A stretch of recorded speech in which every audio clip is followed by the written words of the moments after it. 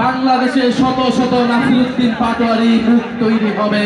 আজকে বাংলাদেশ ব্যাংকে মব তৈরি করে সেই ব্যাংক দখলের চেষ্টা করা হচ্ছে।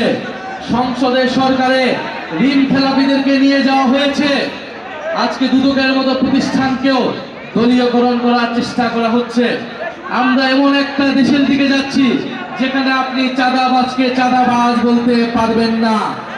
চাঁদাবাজকে চাঁদাবাজ বললে আপনার বিরুদ্ধে মামলা দেওয়া হবে।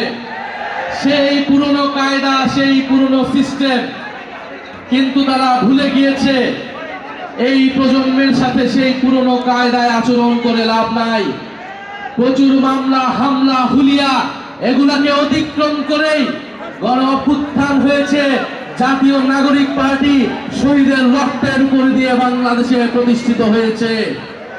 ফলে যদি আজকে নাসিরউদ্দিন পাটোয়ারির মুখ বন্ধ যদি তারা মামলা দিয়ে করতে চায় তাহলে তারা বড়ই ভুল করছে। আজকে নাসিরউদ্দিন পাটোয়ারির বিরুদ্ধে যদি মামলা দেওয়া হয় বাংলাদেশে শত শত নাসিরউদ্দিন পাটোয়ারি মুখ তৈরি হবে।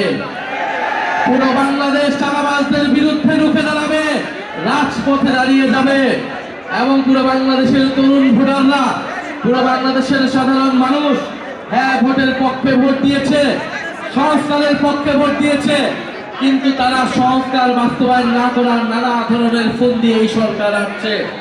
তারা গণভোটের বৈধতাকে আদালতে নিয়ে যে প্রশ্নবদ্ধ করছে আদালতকেও এবং গণভোটকেও।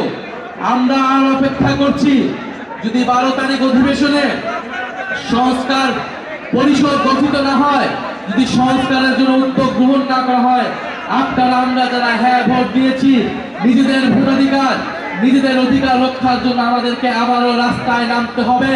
সেটার জন্য আপনারা প্রস্তুত থাকবেন ইনশাআল্লাহ। আমরা ঐক্যবদ্ধভাবে চাঁদাবাজ, ঋণ খেলাপি এবং সংস্কার বিরোধী শক্তিদের বিরুদ্ধে আবারও লড়াইয়ে সামিল হব।